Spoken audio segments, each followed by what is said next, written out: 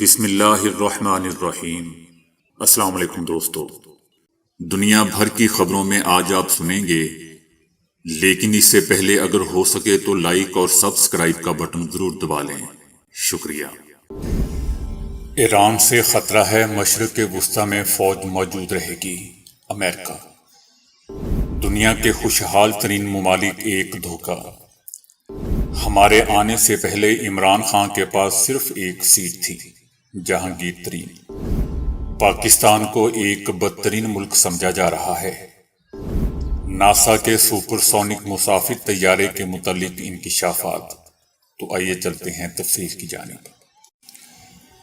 امریکہ نے کہا ہے کہ ایران کی جانب سے خطرے کے باعث مشرق وسطی میں ہزاروں امریکی فوجی موجود رہیں گے۔ مشرق وسطی میں حال ہی میں تعینات کیے گئے ہزاروں امریکی فوجی خطے میں موجود اس وقت تک موجود رہیں گے جب تک ضرورت پڑی رہے گی۔ ہم ہفتوں سے ایران کے حمایت یافتہ گروہوں کی جانب سے تجارتی جہازوں کو ہراساں کرنے کا مشاہدہ کر رہے ہیں۔ جب تک ایرانی خطرہ تبدیل نہیں ہو جاتا، امریکی فوج کے موقف میں کوئی تبدیلی نہیں آئے گی۔ امریکہ نے اس ماہ کے اوائل میں خطے میں اضافی فوجی اور دفاعی ساز و سامان بھیجا تھا، اور وہ پہلے سے اعلان کردہ تعیناتی کا حصہ تھے۔ Finland, Denmark, Iceland, Holland اور اسرائیل دنیا کے خوشحال ترین ممالک میں سر فہرست ہیں، جبکہ فلسطین، جو کئی دہائیوں سے اسرائیلی تخریب کاری کا نشانہ بن رہا ہے، 99 نمبر پر ہے۔ ہر سال اقوام متحدہ ایک رپورٹ شائع کرتی ہے جس میں خوشی کی بنیاد پر ممالک کی درجہ بندی کی جاتی ہے۔ اس درجہ بندی کے طریقہ کار میں امیر مغربی اقوام کی طرف بظاہر جھکاؤ نظر آتا ہے، جو صدیوں سے دوسرے ممالک کی دولت کو لوٹا گیا اور اپنے ملک میں لے جایا گیا۔ 2023 کے زیادہ تر خوشحال ترین ممالک یورپ میں ہیں۔ مثال کے طور پر فن لینڈ دنیا کے سب سے خوشحال ملک کے طور پر سر فہرست ہے، اور گزشتہ 6 سالوں سے ہے، لیکن اس حقیقت پر پردہ ڈالا جاتا ہے کہ اس ملک کے شہری دیگر یورپی ممالک کی نسبت سب سے زیادہ اینٹی ڈپریشن دوا استعمال کرتے ہیں۔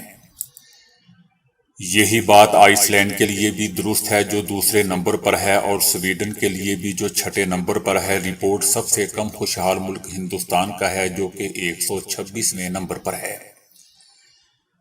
ایک اور رپورٹ، جسے گلوبل ہیپینس رپورٹ کے نام سے جانا جاتا ہے، اس نے کام اور روزمرہ معمولات توازن کی بنیاد پر چائنا کو دنیا کا سب سے خوشحال ترین ملک قرار دیا ہے۔ اسی طرح اقوام متحدہ کی ورلڈ ہیپینس رپورٹ میں ممالک کی فی کس جی ڈی پی مجموعی طور پر خوشحالی کے تعین کا سب سے اہم عنصر ہے، لیکن دوستو، حقیقت یہ ہے کہ اس جی ڈی پی شہریوں میں آمدنی کے عدم مساوات کو مد نظر نہیں رکھا جاتا۔ یہ ہمیں کچھ نہیں بتاتا کہ ملک کی دولت کس کو ملتی ہے اور کس کو نہیں، اور کون کتنا لوٹتا ہے، اور نہ ہی یہ آگاہی فراہم کرتا ہے کہ اس دولت کا کتنا حصہ چند لوگوں کے ہاتھ میں ہے۔ امریکہ، جو خوشحالی میں 15ویں نمبر پر ہے، کسی بھی دوسرے ترقی یافتہ ملک کی نسبت آمدنی میں نمایاں طور پر عدم مساوات اپناتا ہے۔ استحکام پاکستان پارٹی کے چیف جہانگیر خان ترین نے کہا ہے کہ لوگوں کی پارٹی میں شمولیت اس طرح ہو جائے گی کہ جہاز استعمال نہیں کرنا پڑے گا۔ ابھی ہم شروع ہوئے ہیں، آگے آگے دیکھیں ہوتا ہے کیا۔ جہانگیر ترین نے کہا کہ انتخابات نئی مردم شماری پر ہونے چاہیے۔ میرا خیال ہے کہ جو الیکشن کمیشن نے تاریخوں کا اعلان کیا وہ ضروری تھا، کہ مجھے نہیں لگتا کہ الیکشن مارچ سے آگے جائیں گے۔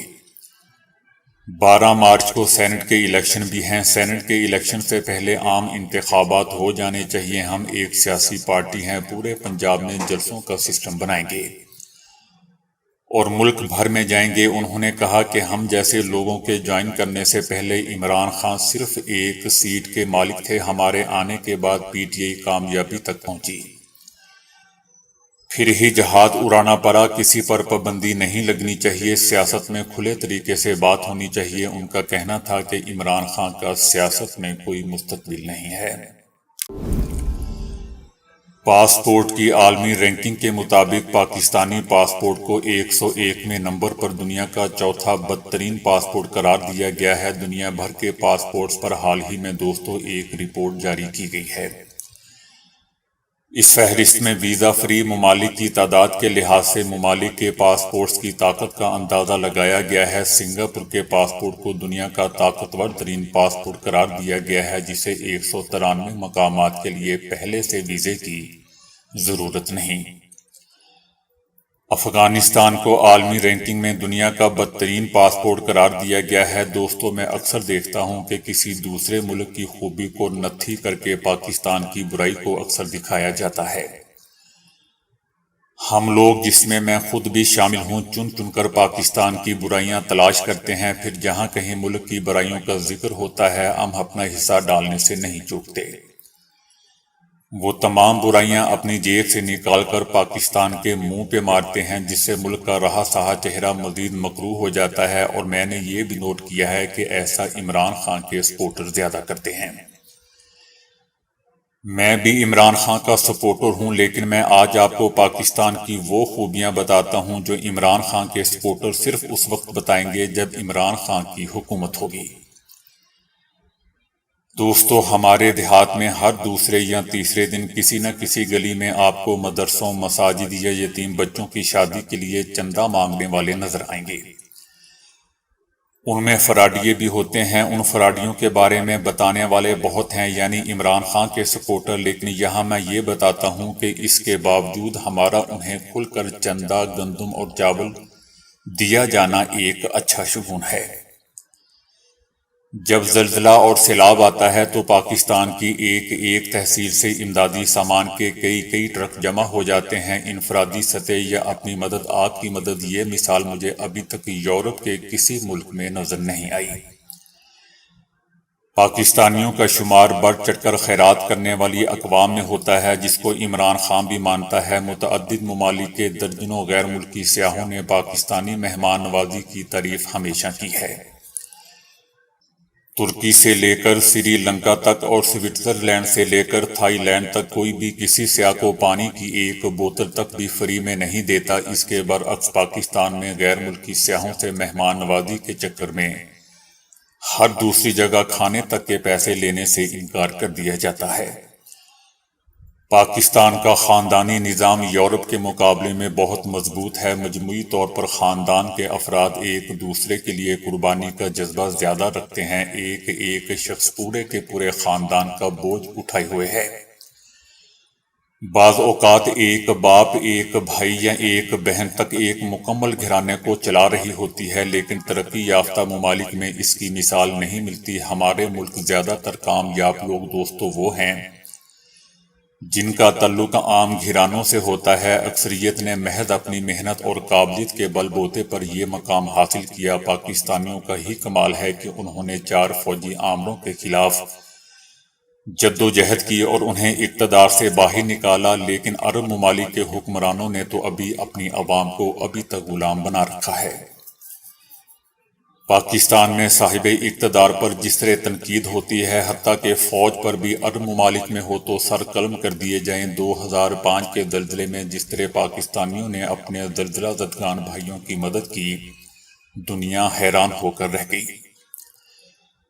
پاکستانیوں کی اپنے بچوں سے لامحدود محبت ان کی ایسی خوبی ہے جس پر کھل کر فخر کر سکتے ہیں۔ اپنے بچوں پر، ان کے مستقبل پر جس طرح سے پاکستانی خرچ کرتے ہیں، دوسری اقوام اس بارے میں صرف رشک ہی کر سکتی ہے۔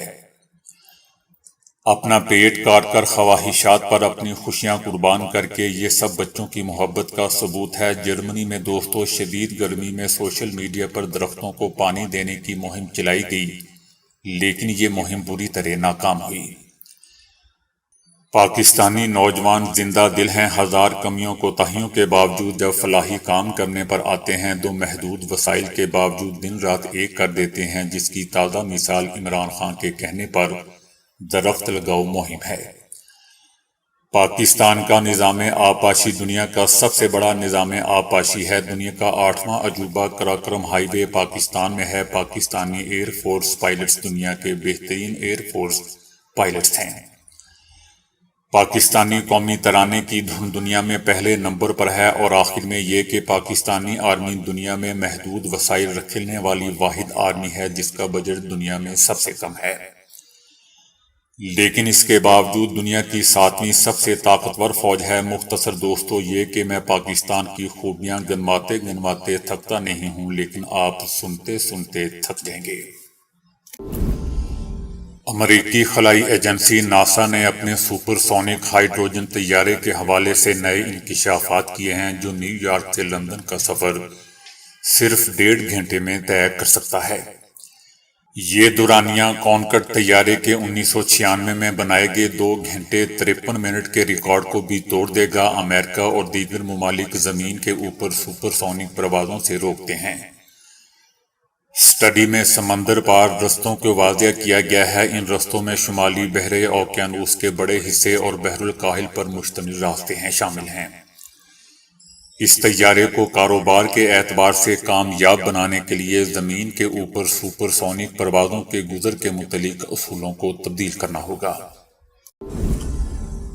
سائنسدانوں نے دریافت کیا ہے کہ تمام کیڑوں میں ایک قسم کی تتلی نقل مکانی کرتے وقت سب سے طویل سفر طے کرتی ہے۔ اگر موسم ٹھیک رہے تو تتلیاں 12 سے 14,000 کلومیٹر تک کا سفر طے کر جاتی ہیں، جس میں گھر سے عارضی پناہ گاہ اور وہاں سے دوبارہ گھر تک کا فاصلہ شامل ہے۔ سائنسدانوں نے انکشاف کیا ہے کہ افریقہ سے یورپ تک جانے والی ایک قسم کی لیڈی تتلی یورپ تک جاتی ہے اور ہزاروں کلومیٹر کا سفر طے کرتی ہے۔